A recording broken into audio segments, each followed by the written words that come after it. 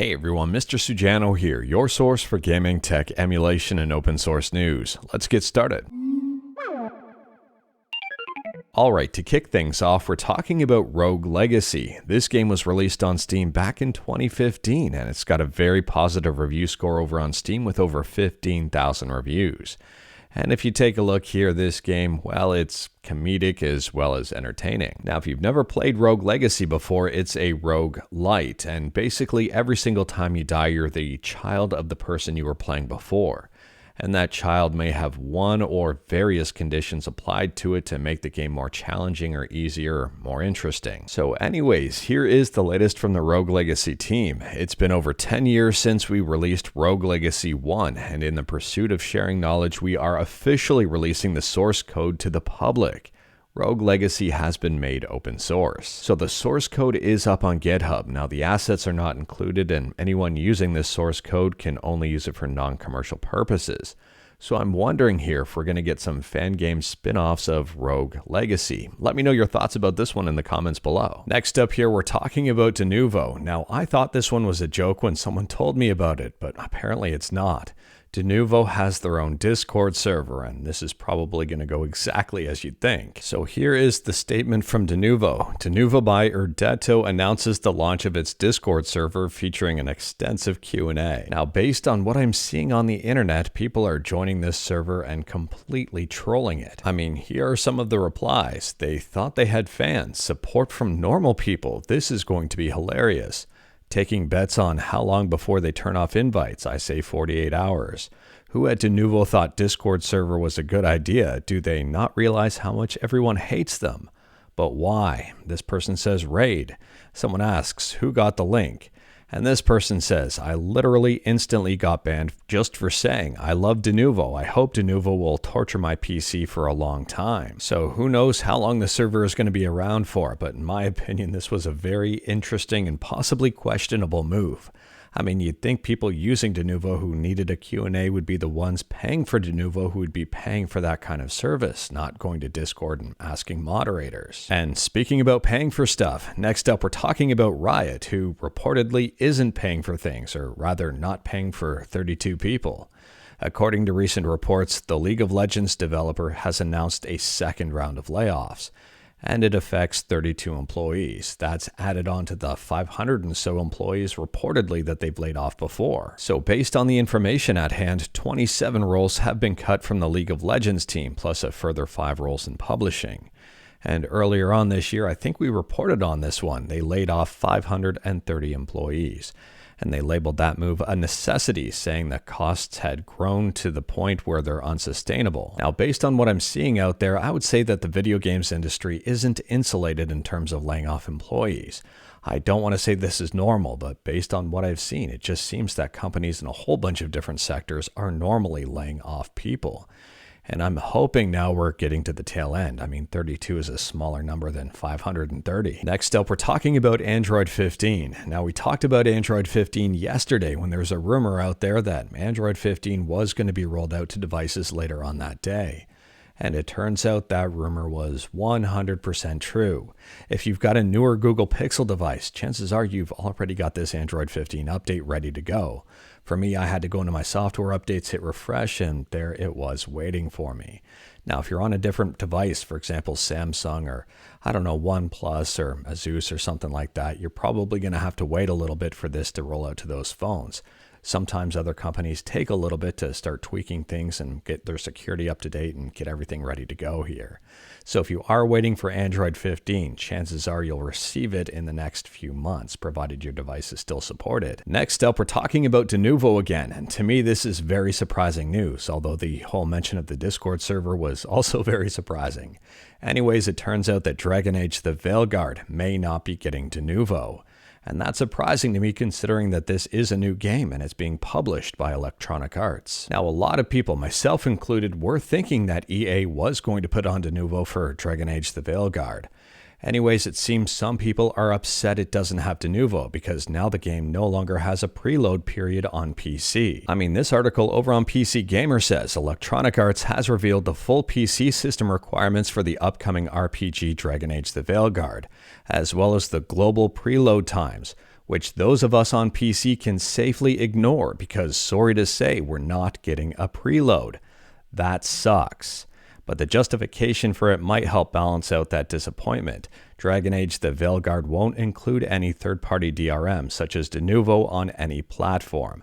The lack of DRM means there will be no preload period for PC players. I personally wouldn't say that sucks, but I guess some people are. So let me know your thoughts about this one in the comments below. Would you rather have Denuvo on Dragon Age the Veilguard just so you can preload it on PC?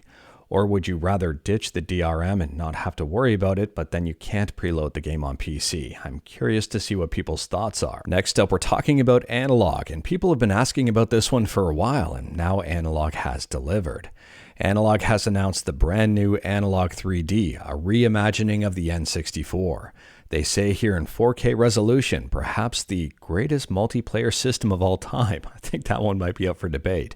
Analogue 3D is the world's first 100% compatible with every original N64 game ever made. Bluetooth LE, dual-band Wi-Fi, 4 original style controller ports, entirely new next-generation analog hardware featuring 3D OS. Engineered entirely in FPGA, no emulation. So these are going up for pre-order on October 21st, 8 a.m. PDT, and I'll say good luck on getting one. I'm assuming the scalpers are going to go crazy about these things. There's 2 colorways available, the black one here, and there's also a white one. And I'm assuming in a number of months there's probably going to be more colorways like a transparent purple or atomic purple. I think the biggest thing about this announcement is 100% compatibility. So if you've got a whole bunch of N64 games, you don't have to worry. The entire N64 library is compatible. On top of that, they've paired up with 8BitDo here for the 8BitDo 64. And they say we worked closely with 8BitDo to design a wireless Bluetooth recreation of the original N64 controller with a modern form factor. The buttons here are all the same size as the N64 controller, and the joysticks are Hall effect, and you can update the firmware in this controller simply by plugging it in. Now, taking a quick peek at the price, and the Analogue 3D is going for $250 overall. It does not come with a controller. The controllers are selling for $40 each. And speaking about the controller, the 8BitDo 64 is not limited to be used only with the Analogue 3D. It'll also be compatible with the Nintendo Switch, as well as probably Android and PC and a whole bunch of other systems that support wired input and Bluetooth. So let me know your thoughts about this one in the comments below. Are you excited about the Analogue 3D? Are you going to try to pre-order it? Or are you going to wait for possibly a special edition? Next up, we're talking about ARM versus x86 64. And this is something I didn't see coming. Intel and AMD form x86 Ecosystem Advisory Group to accelerate innovation for developers and customers. I'm guessing they're feeling the pressure of ARM. To be fully transparent here, I do have my doubts about the effectiveness of the overall advisory board, if this is going to actually advance x86 or if this is more just for political stuff. Who knows? Anyway, some of the founding members include Broadcom, Dell, Google, HP, Lenovo, Microsoft, Oracle, and even more. Even Red Hat's in here. So let me know your thoughts about this one in the comments below. Do you think this advisory committee is going to be effective? Do you think this is a last-ditch effort for x86? Do you think this is a political move, or do you think this is something else? Next up here, we're talking about a fun little gadget called the Pocket Pikachu, and it turns out that Pocket Pikachu has been dumped and emulated. This is a big win for game preservation. The person here says, as usual, my emulation is at a basic level. Since I couldn't find a datasheet specifically for the M37520 MCU, I had to rely on trial and error for certain aspects. The video shows all 180 frames from the animations. Now, in my opinion, the Pocket Pikachu is a very interesting little gadget, and one that I think a lot of people forget about. Is it a great gadget?